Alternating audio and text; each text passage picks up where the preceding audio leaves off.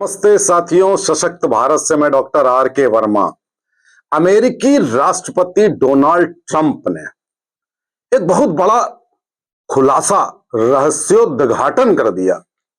वो ये साथियों, आपने सुना होगा टीवी पे कि यूएस एड नाम की संस्था होती है। इस संस्था ने 21 मिलियन डॉलर खर्च किए भारत में, ये बता करके कि भारत में जो चुनाव होने हैं वो वोटर टर्नआउट बढ़ाने के लिए यह सहायता राशि दी जा रही है। लेकिन उसका उद्देश्य कुछ और था साथियों। भारत में प्रधानमंत्री मोदी को बदलना, हटाना, अपदस्थ करना और किसी और को बैठाना। और ये प्रयास 2024 के चुनाव के पहले ही नहीं हुए, बल्कि ये प्रयास 2021 से चल रहे थे और हजारों, करीब 1500 कुछ करोड़ की फंडिंग यूएस एड ढकेलता था और उसका उद्देश्य होता था डीप स्टेट का क्रिएशन। और ये पैसा जॉर्ज सोरोस की मदद से, वो भी अपना पैसा इसी में जोड़ देते थे और भारत के प्रजातंत्र को बदलने की कोशिश की जाती थी। अब आप पूछेंगे कि भाई यूएस एड का या जॉर्ज सोरोस का इससे क्या लेना देना। साथियों, ये सब जो करतूतें होती हैं इसमें कोई ना कोई इन्वॉल्व होता है, कोई बड़ा आदमी। बड़ा आदमी कौन था? जो बाइडेन और बराक ओबामा। ओबामा की फाउंडेशन भी भारत में गड़बड़ काम करने के लिए फंडिंग करती है।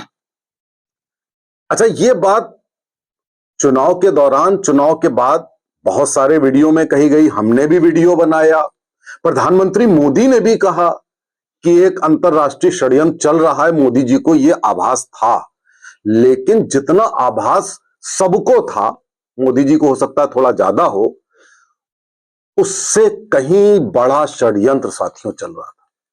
और 2022 में शायद रूस ने यह रिपोर्ट भारत को दी थी कि कोई व्यक्ति, कोई संस्था फंड्स ढकेल रही है मोदी जी को हटाने के लिए, भारत में रिजीम बदलने के लिए। उस समय लोगों ने यह कह के खारिज कर दिया था कि अरे साहब, रूस और अमेरिका की तो तनातनी रहती है, तो उसमें रूस ने यह कोई दुष्प्रचार किया होगा।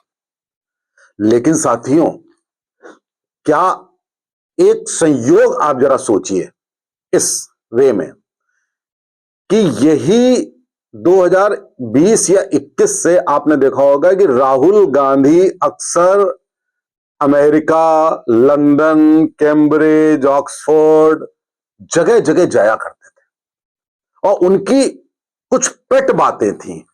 भारत एक राष्ट्र नहीं है, भारत में प्रजातंत्र नहीं है, आप लोग क्या कर रहे हैं अमेरिका, यूरोप, भारत को बचाइए, भारत का प्रजातंत्र बचाइए। प्रजातंत्र बचाइए का मतलब उनको बैठाल दें, मोदी को हटा दें, उनका मतलब ये है। प्रजातंत्र ने तो मोदी को बैठाला है, तो भैया प्रजातंत्र को कैसे अमेरिका बदल देगा? ये तो बात समझ में आती नहीं। भाई लोगों ने वोट दिया, मोदी बैठ गए, 14 में बैठ गए, फिर 19 में बैठ गए, फिर 24 में बैठ गए।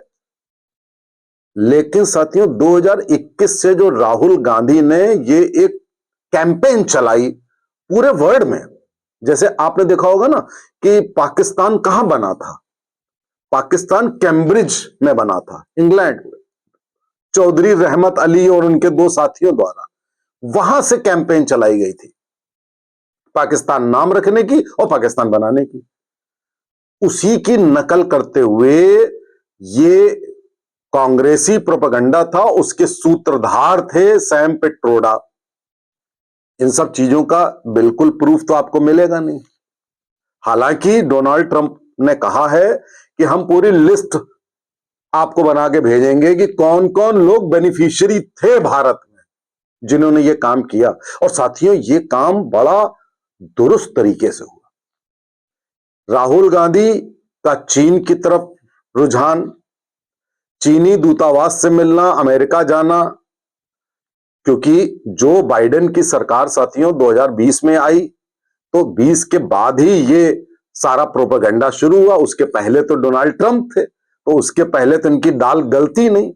दाल गली इनकी 2021 से लेकर 2024 के बीच में, और 24 में वास्तव में इन्होंने इतना डैमेज तो कर ही दिया कि हमारी सीटें कम हो गई, इनकी सीटें बढ़ गई। लेकिन तीसरी बार नरेंद्र मोदी को आने से कोई नहीं रोक पाया, और अब सोरोस भी गए, ट्रंप दोबारा भी आ गए। और यही यूएस एड, देखिए नाम बदल के फंड देती है। नाम कैसे बदल के फंड देती है कि कह दिया कि साहब हम वोटर टर्नआउट बढ़ाने के लिए पैसा दे रहे हैं। देखिए जब भी कोई खराब काम किया जाता है तो हमेशा आप देखिए जितनी भी एनजीओ होती हैं वो हेडिंग कुछ और रखती हैं और उसकी गाइज में काम कुछ और करती हैं। आप देखिए यूएस एड ने बाकायदा लश्कर तैयबा की फंडिंग करी पाकिस्तान में। उसमें हाफिज सईद को फंड्स मिले भारत में आतंक फैलाने के लिए। और देखिए ये आपके 24 के बाद देखिए काफी आतंकवादी गतिविधियां बढ़ गई कश्मीर में। यहां तक कि कश्मीर में भी कुछ अलगाववादियों को उस फंड से फायदा हुआ और आतंकी घटनाएं हुई।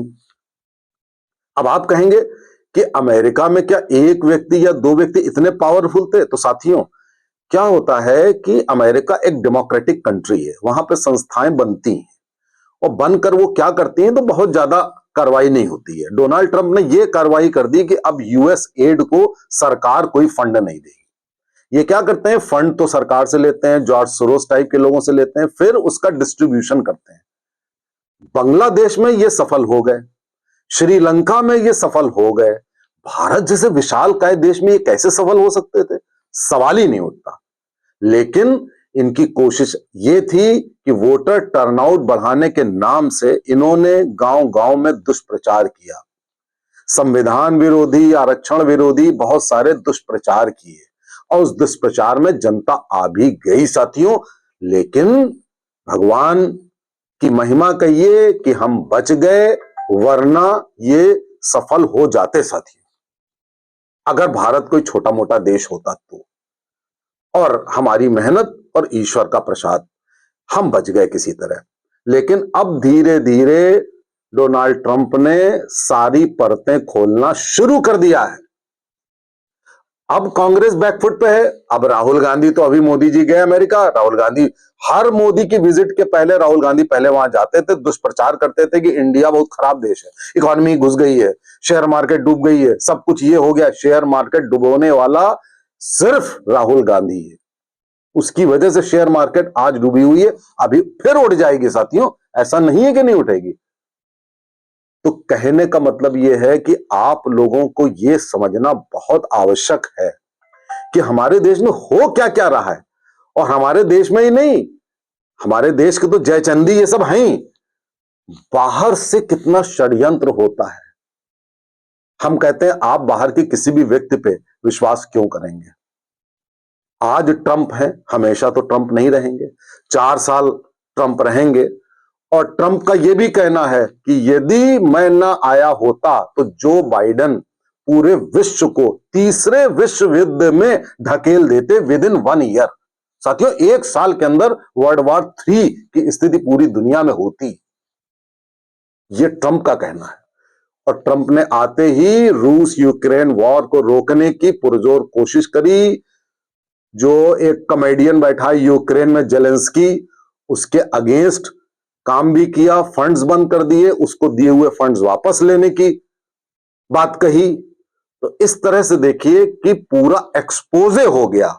अभी आप देखेंगे आने वाले समय में बांग्लादेश में फिर से शेख हसीना आएंगी। क्यों? क्योंकि गलत तरीके से फंडिंग करके।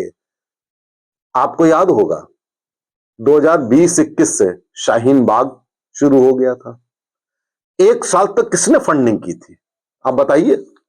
उसके बाद आपका एक फर्जी किसान आंदोलन, नाम रखेंगे किसान, किसानियत से कोई लेना देना नहीं, वो चलता रहा लगभग 1 साल।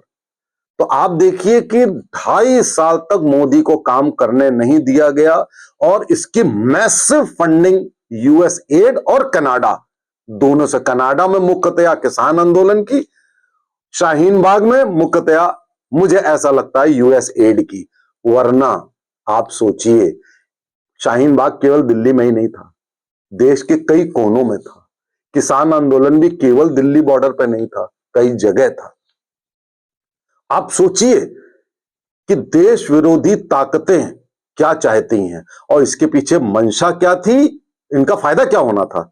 फायदा यह होना था कि भारत तरक्की इतनी क्यों कर रहा है कि आज भारत अमेरिका के ऊपर अपने टर्म्स डिक्टेट कर रहा है।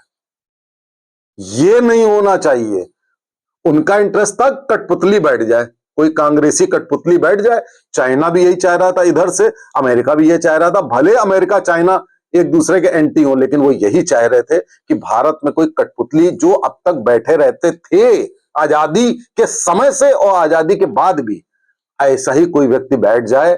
भारत की इकोनॉमी जो ग्रो कर रही है, भारत इतनी तरक्की कर रहा है, ये तरक्की ना करे। चाइना का बहुत बड़ा इंटरेस्ट था, अमेरिका का ये इंटरेस्ट था हमारी जो प्रभुत्व है, प्रभुसत्ता बिल्कुल मेरी है, वो खत्म ना हो जाए। लेकिन ट्रंप को इससे चिंता नहीं है। ट्रंप ने कहा कि मैं खुद ग्रो करूंगा, आप भी ग्रो करिए, टुगेदर वी ग्रो। तभी मीगा और मागा की बात हुई। तो साथियों, इन षड्यंत्रों को जब तक आप नहीं समझेंगे तब तक आप देश को बचा नहीं पाएंगे। नमस्ते, जय हिंद, जय भारत।